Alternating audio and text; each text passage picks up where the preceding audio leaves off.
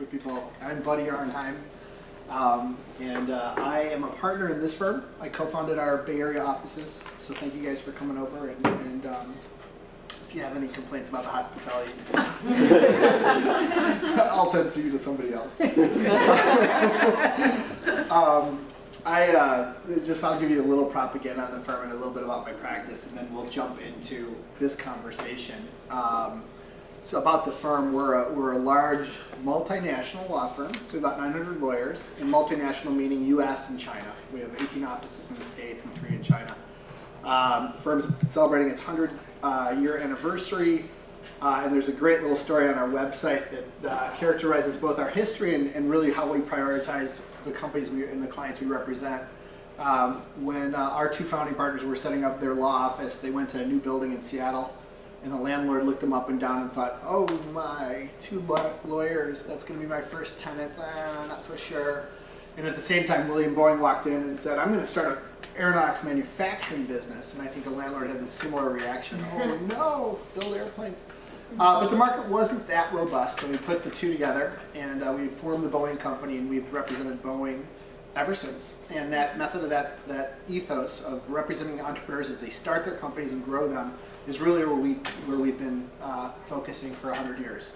And we've had the great fortune of working with incredibly courageous entrepreneurs and the investors behind them. Companies like Craig McCaw and McCaw Cellular, and Jeff Bezos and Amazon, and Craig Newbark and Craigslist, and a whole bunch of others, Startup Monthly, and Good Demon Yuri. So that's a little bit of the firm. In the firm, in addition to sort of founding these 2 offices in the Bay Area, our Palo Alto office and our San Francisco office, I also run our emerging companies practice, which is a group of lawyers that spend most, if not all, of their time working with folks like you. And we've got about 370 venture-backed companies that call us their outside general counsel, and several hundred other non-venture-backed but similar growth trajectory startups that we work with, as well as a number of investors. And I love what I do, and I love what I do mostly because I get to work with amazing people, and I get exposed to amazingly creative ideas and the courage to pursue those ideas. And it's so with that in mind, I think our primary goal as a firm is to figure out ways to help our clients be successful.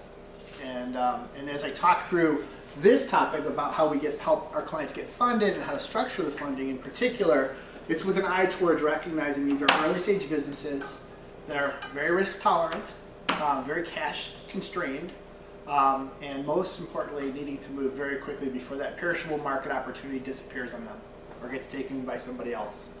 So we're going to talk about funding the startup. Again, my name is Buddy, and it is November 2012. I'm not the best PowerPoint builder, so some of this stuff is sophomoric, but be patient with me. So the first thing, and I wasn't here for all of Christine's talk, although what I was here for was exceptional, so thank you for that great information. So if some of this is repetitive, just kind of wave me off and I'll move forward. But generally speaking, the first question we get is, what are the funding sources? Where do I get money? And oftentimes the founders end up digging into their credit cards first. And Visa and MasterCard probably don't realize that they're the most popular seed financiers of startups, but they are indeed. And but more seriously, the first source of capital tends to be the friends and the family, the people that know the entrepreneurs, and are willing to take what is a high-risk bet on them.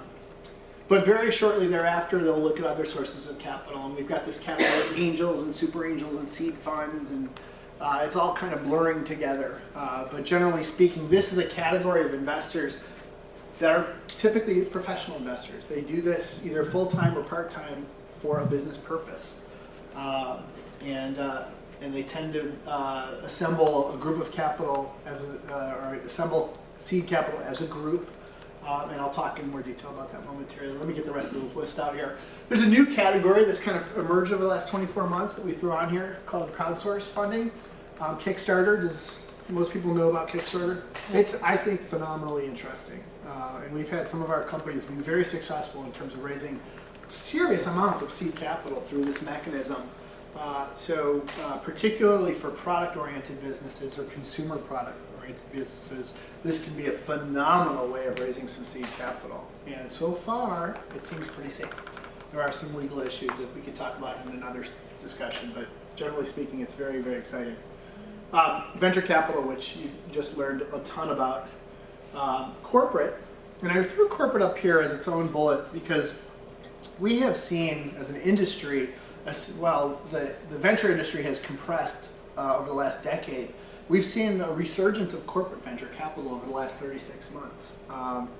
And we're seeing, does anybody have any idea why? Christine, I don't know if you talked much about this. You did talk about it. We just mostly talked about sort of how traditional venture funds are structured and like what that kind of means for the companies outside. We didn't get into the other sources. Okay.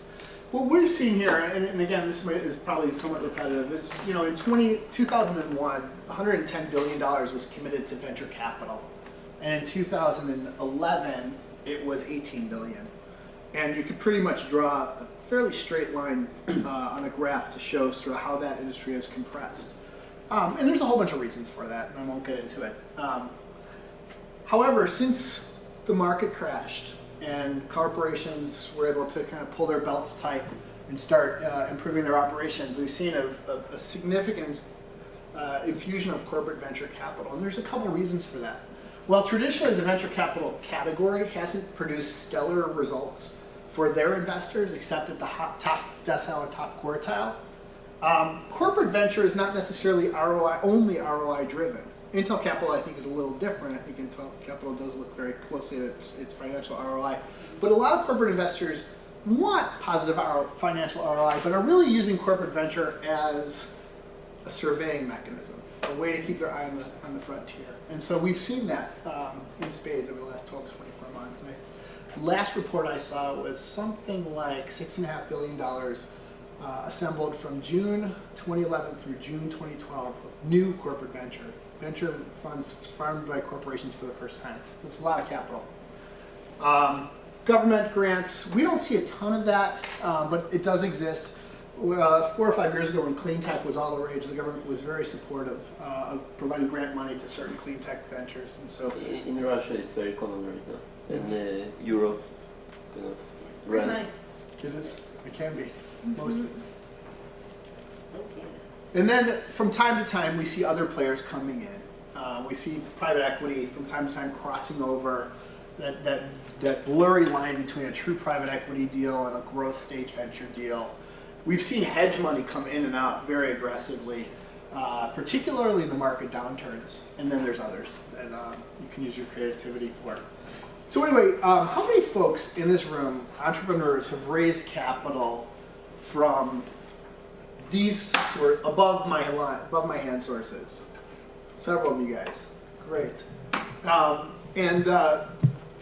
Generally speaking, when you've raised money from angels and super angels, have they come in, I assume they've come in as a syndicate, that you've seen them grouped together. And that's oftentimes the way it works, is you'll meet with a bunch of these folks, and then eventually somebody will emerge as a potential lead. And then the question is, well, what am I buying? What am I investing in? And so that's what we're going to talk about, how to structure the deal. And I'm not going to go through this is just statistics, but one really funny thing. If you are interested in making fun of the venture community, take a look at this video offline. It's a video that was put together by a venture fund in Boulder, Colorado called the Foundry Group. Oh, and it's Jason and Brad. Yeah, Brad Feld. It's absolutely fabulous. So if you guys want to, we'll send this PowerPoint around if you want it afterwards. It's absolutely hilarious. Can you play it now? We probably could. I was going to actually play it for them. Do you want to? So yeah, go All for right. it. That'll give me a break. A little bit of a light relief. They're fabulous, these guys. Oh, there it is. I hate those eraser things. I don't know. This is not my laptop, so okay. Now we got it.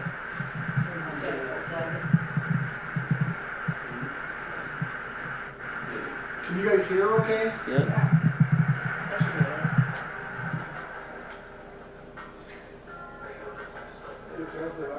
Yeah, let me turn off the light. I was trying to plug in the sound too. That's the partner meeting at the end.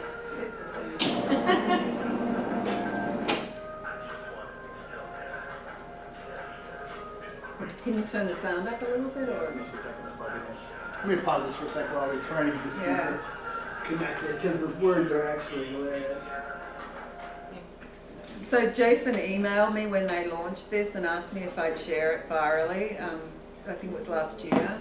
And I just watched it and went into hysterics and of course, you know, shared it as much as I could. It's just, they're so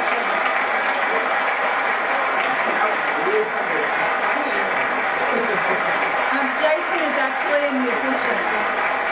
So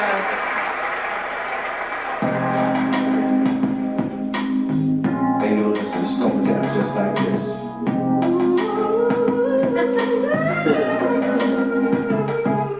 You know, I just want to tell ya, it's been great getting to know a little about ya.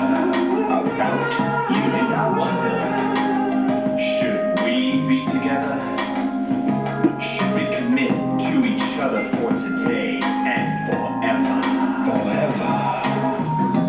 Hey, you've been on my mind.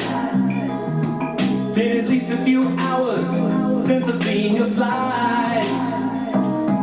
Since I met you at the Rosewood, or was it South by? Time for us to talk about our future lives. I know you want me. I might want you to. Let's share your deepest secrets and find if I can trust in you. I like you, just maybe. You've got a clue. Meet my partners on a Monday. We'll see if they can dig you too. Cause I'm a VC, I'm a VC. I drive around the greens and I eat all the sushi. I'm a VC. Oh, who are you? Cause I'm a VC, I'm a VC. It takes more than PowerPoint slides to impress me. I'm a VC. Oh, who are you? Hey, will you ever learn? It's all about the feelings, not the legal terms. When you mentioned NDA, I got concerned. We don't sign no NDAs. Don't wanna fall in love and then get burned. 23, I can't believe you think that's cheap. For a company you started with your dog last week. Let's back up, let's lose bucks. I'll wear my favorite khakis. You can buy the lattes and we'll climb under the term sheets. Cause I'm a VC, I'm a VC. I'm the guy people stand in line to meet me. I'm a VC. Oh, who are you? Cause I'm a VC, I'm a VC. Don't go with friends and family cause you complete me. I'm a VC. Oh, who are you? Series A, I like what I see. Series B, you're the one for me. Series C, Don't elude me. Series D, Starting to get cold feet. Series E, Oh no. Series F, Where's my IPO? Series G, Get low. Series H. Time to go. Hey, do you feel it, baby? Because you know he sees I'm a definite baby. That's between a yes and a no. Sorry, I've been gone. I've been a little crazy. At the end of the day, it's all about the Hamiltons, baby. I know you seem great. I love what you're debuting, but I've got so many other deals that I'm now reviewing. It's not you, it's just me. I've got so many wooing, like the Chinese knockoff of what your team is so good doing. Cause I'm a VC, I'm a VC. Can't take a leap without people who pitch me. I'm a VC. Who are you? Cause I'm a VC, I'm a VC. With my Wonder Twin powers, no fucker can beat me. I'm a VC. Who are you? Cause I'm a VC, I'm a VC. Stanford, Harvard, educated, even MIT. I'm a VC. Who are you? Cause I'm a VC, I'm a VC. If Facebook LinkedIn or tweet me, I'm a VC. Thanks, buddy. Thank you. You know, every so time I much. see that, I find something new in there. Yeah. They did a great job. 1, 2. All right, so you guys can look at the outtakes offline. Let's get to business. All right, so we're going to talk about how this money gets infused. So you've got prospective investors, and if it's a venture capital fund, they're going to probably have in their mind already the right structure. But when you're raising seed capital, it's not always like that. In fact, more often, the seed investor that shows interest may say, I like what I'm hearing, what are the terms? And so we're going to talk a little bit about the two mechanisms or the two structures we use to infuse seed capital and ultimately the trade-offs between the two. So there's debt versus equity. You're either selling stock, which is equity, or you're borrowing money, which is debt. And there are essentially 4 categories of terms that both of those structures entail or involve. There's the economic terms, which are probably arguably the most important. There's the control terms, which we'll talk about the difference between the two momentarily. There's information rights, and then there's resale, or maybe there's not resale. But it's generally those 4 categories of issues get fleshed out when you're structuring these infusions of capital. And then there's some nuances, and I'm going to leave this as a placeholder for now. We're going to come back to that when you guys have questions. And by the way, this does not need to be a lecture. Feel free to raise your hands as we go. But so far, good? Everybody good? Okay. So let's talk about equity funding. By far the more popular way of infusing seed capital into a business. Here are the economic terms, and I'm going to kind of go through them one by one, and then we're going to revert back when we talk about debt so we can compare and contrast a little bit. The first and the most important issue is the valuation. And valuation has a certain vernacular around it. A for pre, including a 10% pool. Anybody not know what that means? Yeah, I mean, sometimes it sounds like a foreign language. So a for pre, that means the value of the business before I put my money in is $4 million. And when I say a 10% pool, what I want is after I put my money in on that $4 million valuation, I want 10% of the company's capital to be reserved but unallocated for issuance in the future to employees and consultants and advisors. And I don't want to be diluted by it.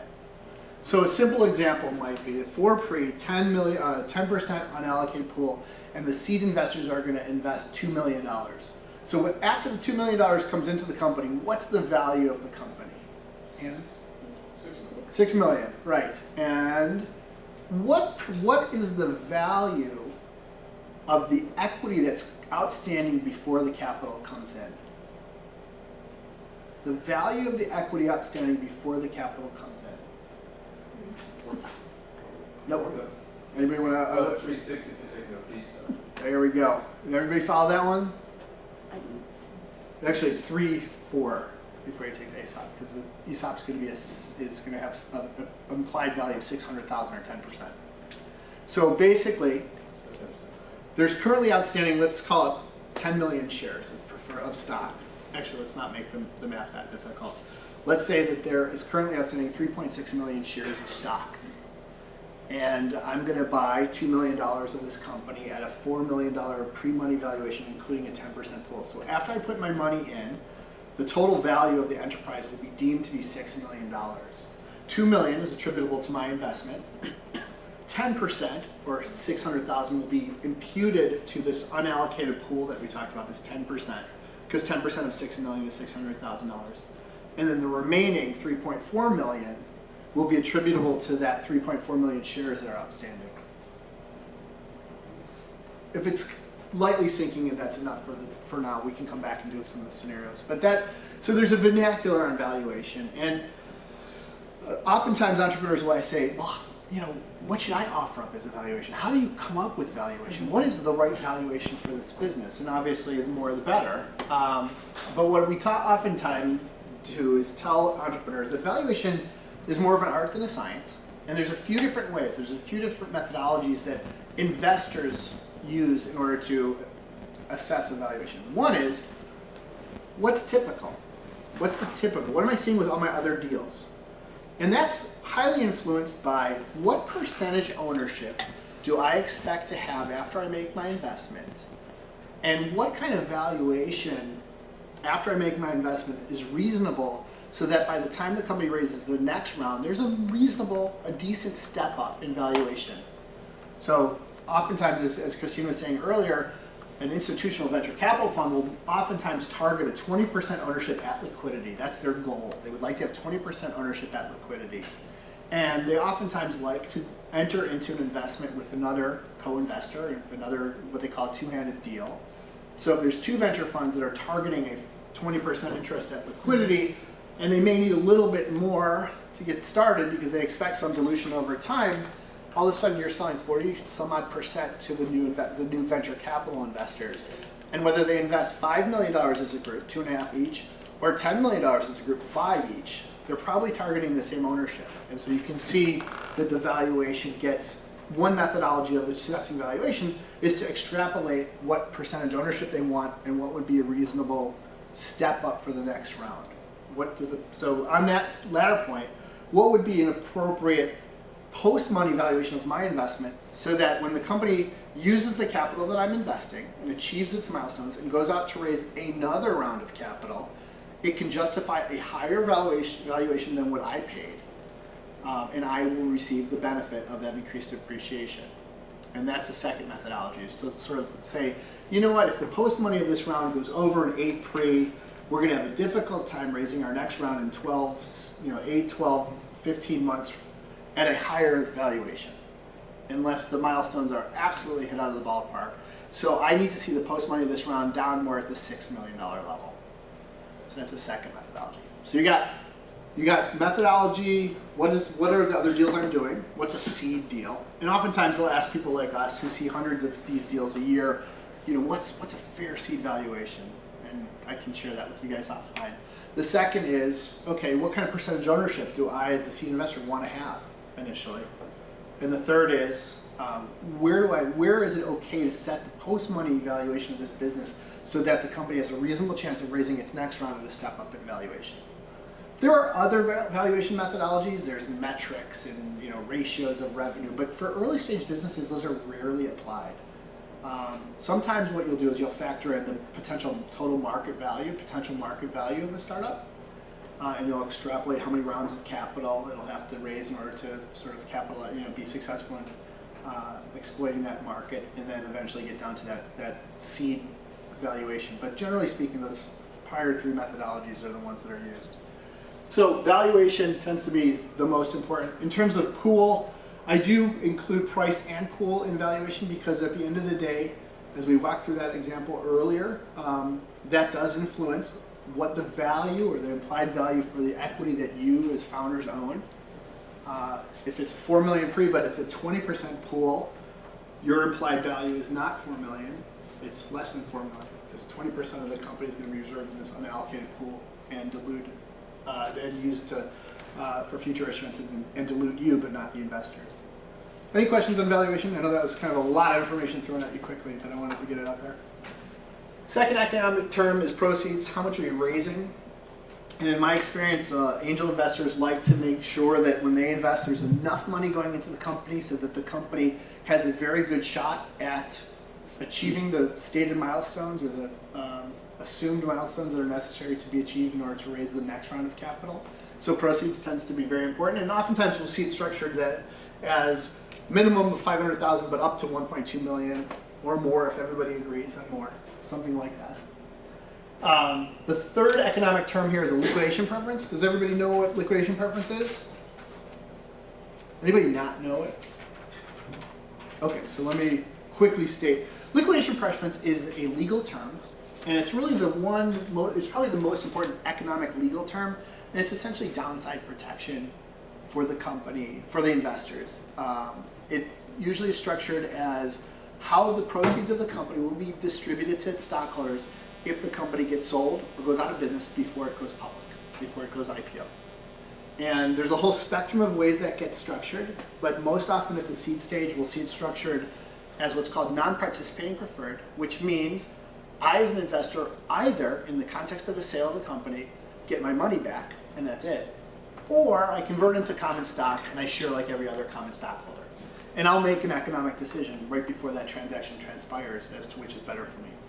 There are other flavors of liquidation preference. We don't see them as often in the seed stage, but at the other end of the spectrum is what's called full participation, in which I don't have to make the election. I automatically get my cost back, and then I share. And maybe I don't get just my cost back, maybe I get 2x my cost or 3x my cost.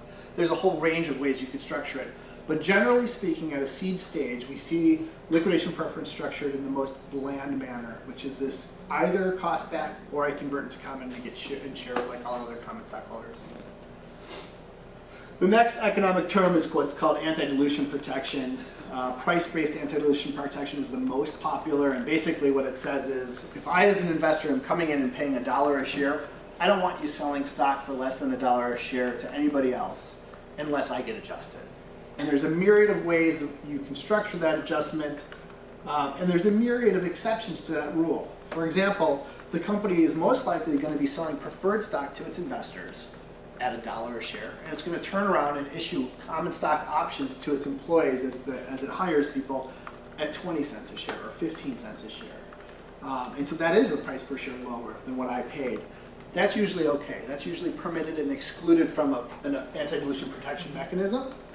But if the company were to raise money from me at $1 a share and turn around and raise money from Uri at 50 cents a share, I'm not going to be happy with that, and I'm going to expect some adjustment.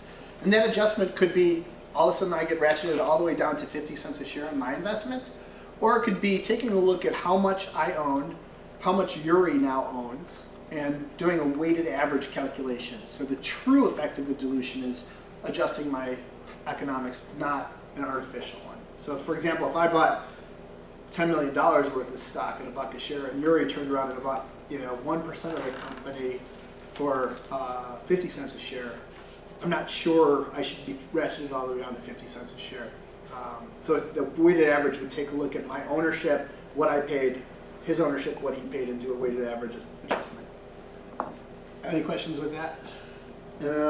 By the way, in seed deals, we oftentimes do see some price-based anti-dilution protection, this weighted average formula, but sometimes we don't even see that because the assumption on many seed investors is it's unlikely the company's going to raise money at a price per share lower than what I paid, and if it does, something terrible went wrong. So I'm not going to spend too much time engineering this. The next economic term is a dividend preference. By and large, we rarely pay any attention to this. These companies are rarely formed with the purpose of issuing dividends out to its investors. If there is any surplus cash, it's usually used to grow the business. So we don't spend too much time here.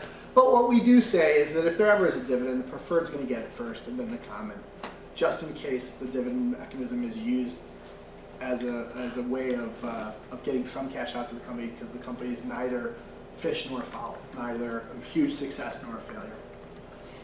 Last is this preemptive right. And the preemptive right is the right to participate in future financings. Oftentimes it's structured so that I have the right to at least maintain my ownership in the business. But sometimes I want to improve my ownership over time. I want to grow. The other things may not spend too much time structuring.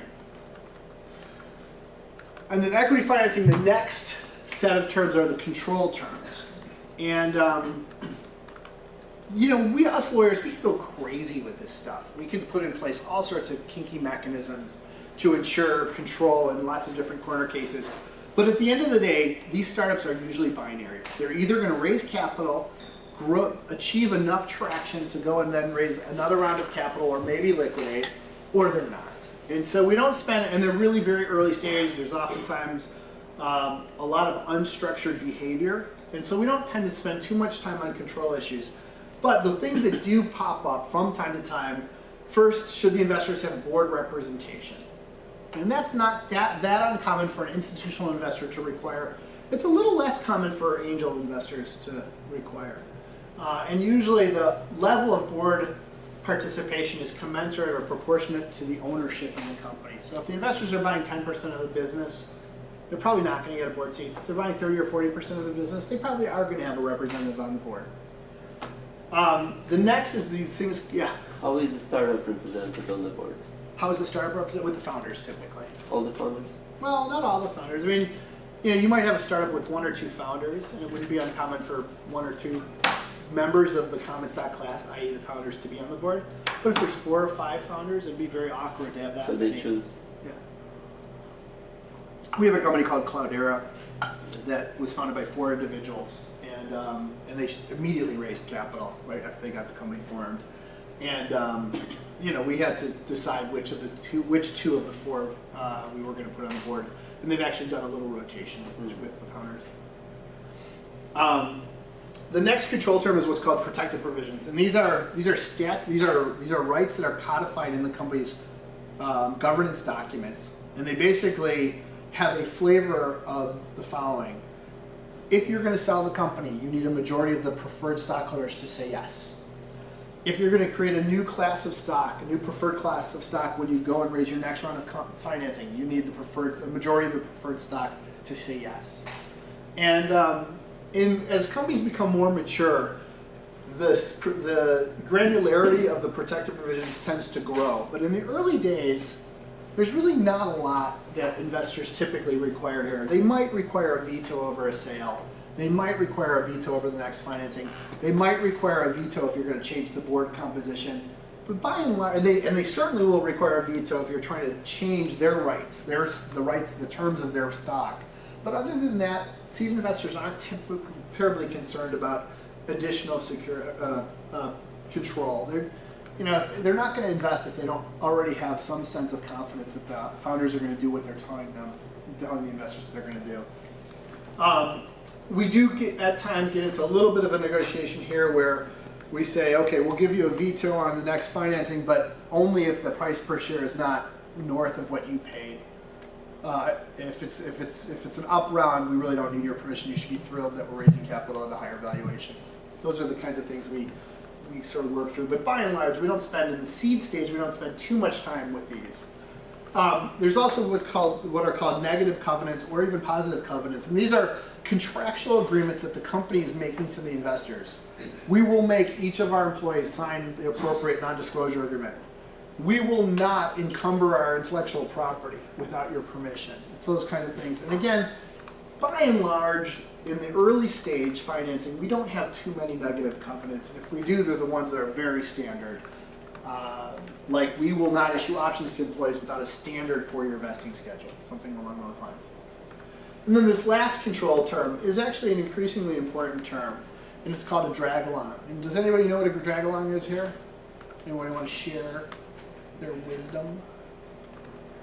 So the concept in a drag-along is that if the majority of the owners, if the majority of the preferred and the majority of the common stock want to do something, they want to sell the company, or they want to raise capital and amend the charter, the rest of the stockholders, the little guys, have to be dragged along. They have to say yes. So it ends up being a voting agreement. And the purpose of the drag along is to prevent small stockholders from being able to serve as holdouts. Prevent small stockholders from being able to extort the company at an inopportune time. In the United States, if you want to sell a company and have the acquirer merge the company out, buy all the company's outstanding capital stock, technically you need a majority of the stockholders to say yes unless you contract for something more. But practically speaking, no acquirer wants to buy a company if it has minor little dissident stockholders that are unhappy about the transaction. And there's actually something in the United States that empowers small stockholders to cause trouble and require a buyer to cash them out if they don't otherwise like the sale price. And so this drag along prevents that from happening. Basically keeps everybody in a nice tight container. Questions on control terms? Yeah? What about tag-along? Tag-along. Tag-along I'm going to get to in a moment. A little different concept, but it's generally more on the resale, and it does have a control mechanism. So tag-along are also sometimes referred to as co-sale rights, piggyback rights. And the idea is that if some stockholder, current existing stockholder, usually a common stockholder, is about to sell their stock before there's a liquidity event, the investors can tag along on that sale. They can piggyback on that sale. They can co-sale along. The idea being that the investors typically get the access to the first liquidity. And I'll talk about that a little bit more momentarily. information rights. So information rights are rights, usually contractual, but sometimes statutory, that investors have that the startup needs to adhere to. And again, in the early stages, we really don't see too much formality around information rights. I mean, typically these companies are not audited by accounting firms. They're usually pre-audit. They may not even have revenue. They may not even have really an income statement other than a cost schedule. And sometimes they keep their books and records fairly informal because they're early stage and they don't have a lot of legal resources. But by and large, if they do provide information rights, these are the categories. Financial. Give me some kind of periodic, maybe it's monthly, maybe it's quarterly, maybe it's annually, maybe it's all three, view into the P&L and the cash balance. And as the company gets more sophisticated, this will turn into actual audited financial requirements on an annual basis and unaudited on a quarterly basis and monthly budgeting, and maybe meetings periodically with contractual meetings with management. The second category is inspection rights. Under Delaware law and California law, a stockholder does have the right to require the company to open up its book and records to stockholders. And these usually do get codified, and they very rarely get exercised, but we do want to respect the law on it. And the last is board observers. We talked a little bit about the board in the control context, but this is more in the context of information, ways that seed investors or early stage investors get visibility into what the company's doing. Maybe it's because they're on the board, maybe it's they're invited to the board and are given the privilege of observing that discussion on a periodic basis so that they can stay fresh. So these are generally the information rights we see with an equity round. Any questions? And then the last category is, again, this liquidity or resale category. And I put down here redemption. And redemption is very uncommon, particularly here on the West Coast. The idea of a redemption right is that the investors at some specific interval in the future can require the company to buy their stock back, either at cost or at an agreed upon premium. And again, it causes all sorts of issues. I've been doing this for 20 years. I've represented literally over 1,000 startups. I've only seen redemption rights exercised one time, and it was as a lever point to try to get the company to do something else. So while investors may have a contractual requirement with their LPs that in 7 to 10 years they're going to liquidate their investment portfolio, and thus they may ask for redemption rights, they rarely mean anything. And again, on the West Coast, I think by and large we don't even bother codifying them, with some exceptions. The other liquidity mechanisms here are rights, registration rights. In the United States, if you want to sell your stock, that stock either has to be registered both at the federal level and at the state level, which is a really expensive, cumbersome process, or you have to find an exemption. And so in the early days, we find exemptions to sell to investors and to issue stock to employees. But in the later days, when they want to go public, you have to go through a registration process. And registration rights are a contractual give by the company to the investors that say one of three things. Hey, at some interval, 5 years on the road, you can require us to register the stock and go public. Or, hey, if you're already going public or already public and you're going to register some stock on behalf of the company, register our stock, the investors. It's called piggybacks. Or you're already public and there's already a float out there, but it's easier for us to sell stock through a registered mechanism as opposed to in the secondary market, private secondary market, or through an exemption. Registration rights, again, very rarely negotiated. Most people understand what they are. And again, having done this 20 years and worked with lots of different companies and investors, these rarely get exercised. They're just one of those things that we don't waste a lot of time negotiating, but they are in there because there is some utility down the road theoretically. And the last gets back to your question on puts and the tagline concept. So we've seen in the last 3 to 4 years an increase in secondary liquidity before the company itself, the startup itself, is liquid. And that secondary liquidity has arisen because there are things like second market and shares posts that are creating a secondary market for these private securities to be sold. It's because there are some new funds that have been established that invest in secondary instruments. Industry Ventures is one that you may have heard of. Saints Capital is another. And by and large, it's taken longer for some of these companies to get liquid. And as we all know, employees and particularly founders of these startups tend to not be cash compensated as richly as they might be if they were to go to a more established business. So they work 6-7 years on anemic salaries, want to buy a house, want to pay for their kids' tuition, and it's nice that they can take a little bit of money off the table.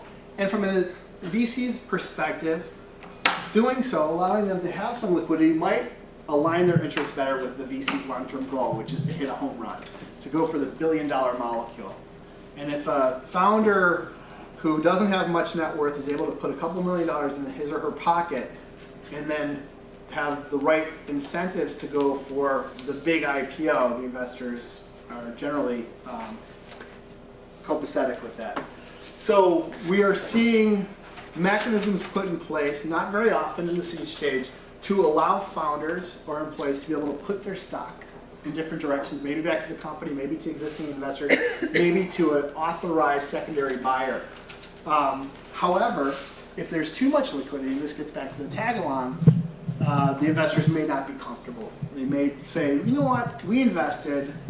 If there's going to be any liquidity other than a modest amount for you, the founder, we ought to have access to it, unless we sometimes put in place this tag-along concept.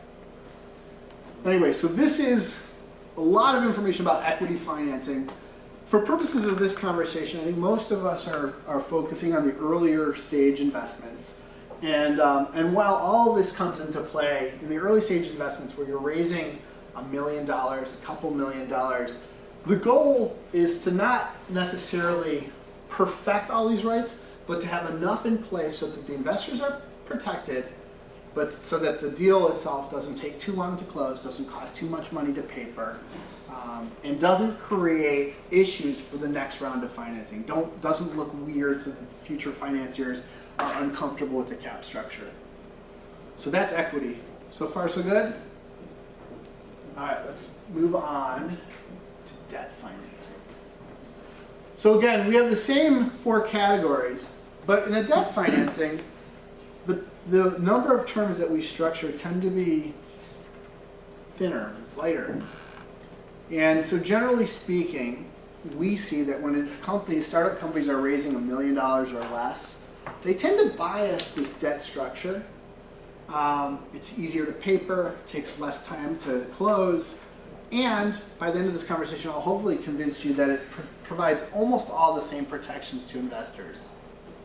But let's go dig through the economics. So in a debt financing, the economic terms include the conversion discount. The idea is I borrow money, I, the startup company, borrow money from investors. I don't set a valuation per se today. I'm just going to borrow your money.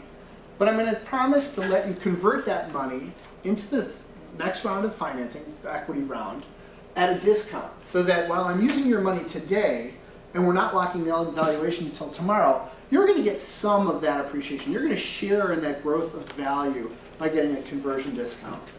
So if I borrow $1 million from you, and I give you a 20% discount, you'll convert that $1 million into the next round at a per share price of 20% less than what the investors in that next round are buying.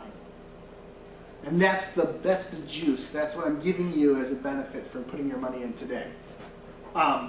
Some investors say, great.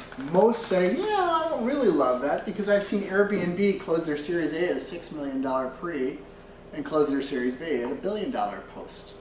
So I didn't really like a 20% discount for giving you the value of my money to create, $900+ million of value. So instead, I'd like to set a valuation cap on the conversion. And so how about this? I'll convert it the next round at a discount of 20% or an enterprise value of $6 million or $10 million, whichever's lower. And that's by and large how these things tend to get structured. Sometimes we see equity kickers. Equity kickers are usually warrants. Warrants are analogous to options. They're the right to purchase more stock in the future at a specific price. Our general, as lawyers that are trying to keep our fees under control, we generally discourage the issuance of equity kickers if the round is $1 million or less. It's just another piece of paper that has to be negotiated. And offline, I'd be happy to prove to you that a conversion discount equates to the same economics as an equity kicker if structured the right way. Sometimes, in the very rare instance, a company will borrow money from its seed investors, and before the next round happens and that equity, that debt can convert into the equity, the company gets bought. Very rare, but it does happen from time to time. And so oftentimes in the economic terms, we'll codify the repayment of the debt plus a premium if the company is bought before the debt converts into equity. And oftentimes that'll be structured, at least in these seed bridge deals, as a 1 or 2x premium on the principal. So you'll get your principal back, you'll get your interest, and then you get 1 or 2 times your principal on top of that. And the message is, without that money, the company would not probably have been in a position to sell itself. So here's a nice handsome return. Last is preemptive rights. It's the same concept. Many investors do come into a seed round and want to at least preserve their ownership going forward and maybe even grow it. So we sometimes codify a preemptive right. Yes? I was just gonna throw a comment in. So I don't want to say most venture capitalists, but most that I work with, which is maybe different, don't like convertible notes compared to equity, and there are a lot of reasons not to, but I know a couple of ones that you might care about are, number one, even with caps on conversion valuation, there's a little bit of at odds that this can put the VC and the entrepreneur where, especially if it's a high cap, like I'm sitting, I see some of these companies, some accelerators, I'm not gonna name any, they come out and they have this $20 million cap on conversion, and I look at that and I was like, I don't want you to hit your cap. I'm rooting for you to have a low valuation because I don't have equity. And if I have equity, then I root for a high valuation. And so you have this strange disconnects, in incentives between the entrepreneur and the venture capitalist, which I think is bad. Like, and many other VCs I work with also think it's bad. Like, they think everyone should be on the same side of the table. So it's some weirdness about it. Or some of the accelerators that don't put any discount onto the conversion. And when there's no discount on conversion, I have zero reason to invest today. I'm just going to wait. Yeah, that's right. So. Because the company will use your money, grow value, and you want to So there's no guarantee that you get to, put more money in at the next round. And so, in fact, there's patterns of behavior that show that, in fact, the person who leads the next round often was not on the note. So there's really no benefit to being on a no discount note. So there's a lot of weirdness about it, and it's better than nothing, and it is faster. But there are you take some baggage with it. Great points. We'll revisit a little bit more of the contrast between debt and equity as we get through this, but it's great points. The next category is information rights. By and large, in these seed bridge deals, we don't really memorialize much in the way of information rights. The investors are not equity holders, so they don't have those statutory inspection rights I talked about earlier. And we rarely spend time papering the right to receive written financial information. More sophisticated investors that participate in the bridges may require a covenant that says, hey, send me your monthly financials, your monthly P&L, and your annuals and your quarterlies. But generally speaking, information rights to bridge lenders is from a legal standpoint pretty sparse.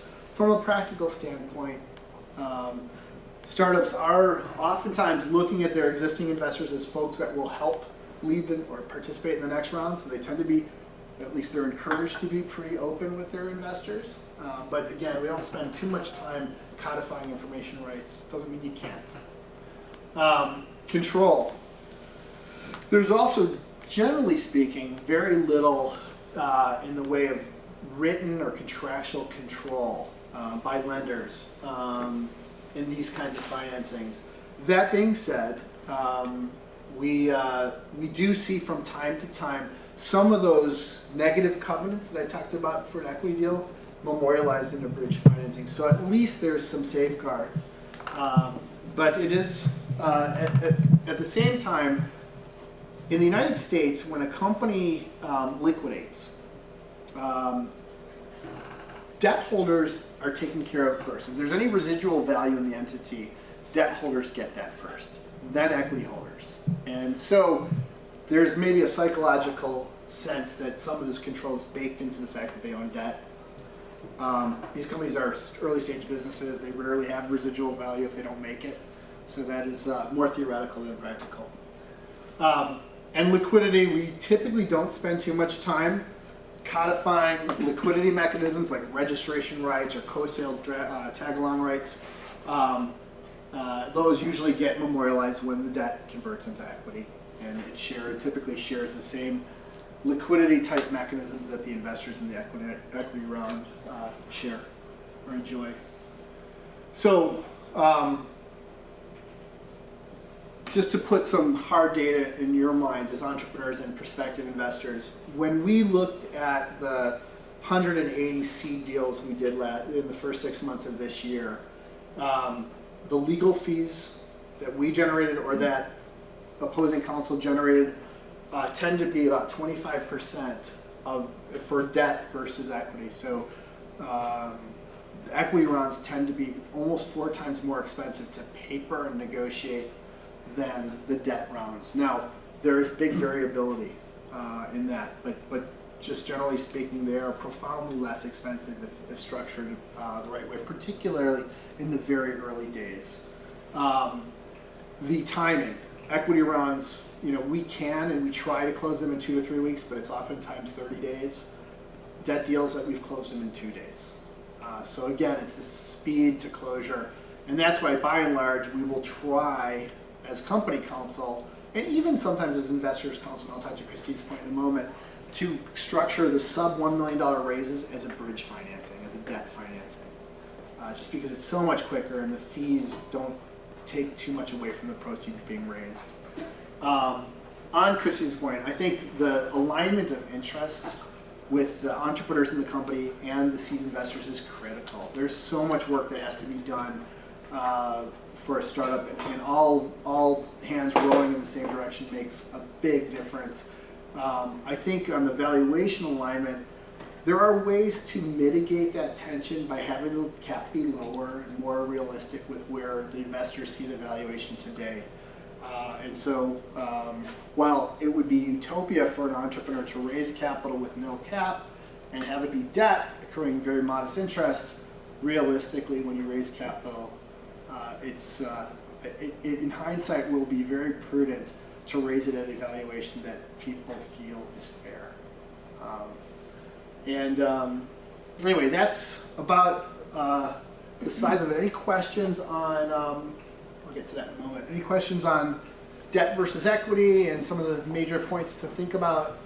Yeah. So just to interrupt, we actually only have a couple of minutes. Okay. We need to wrap this up. I'm so sorry we've been running late all day, so my apologies, but go for it, Kathy. I was just going to say, Freddie might want to just explain how you deal with the equity pool for the entrepreneur, the option pool for those situations. Okay, fair point. The question was, how do you deal with the option pool in both of these structures? In an equity structure, it's oftentimes negotiated as part of the valuation. Like we talked about earlier, you'll have a $4 million pre, including a 10% unallocated pool, post money. And so that gets factored in, and that means that that 10%, when and if it gets issued by the company, will essentially be dilutive to the common stock, to the founding team, the common stockholders, the stockholders that were in existence before the company raised capital. In a debt financing structure, it really doesn't matter because ultimately that debt is going to sit on top and not translate into equity until you do that next round of financing. And when that next round of financing comes to fruition, the investors are likely going to negotiate an unallocated pool that gets earmarked at that next financing. And the debt will oftentimes convert and be included in, well, it will be converted into that round. Whether it gets included as new proceeds that sits on top of that pre-money or gets considered old money or already existing capitalization is up for negotiation. And that may be where you're sort of coming, where your question lies. Let me try to explain that. I don't know if I have enough time to truly dig into that one. If anybody is interested in that, let me take that one offline and talk you through it, because the math on it is a little hard to just articulate without writing it down and walking you through it carefully. Okay. Thanks, That's it. Buddy. You've been Thanks, great. guys.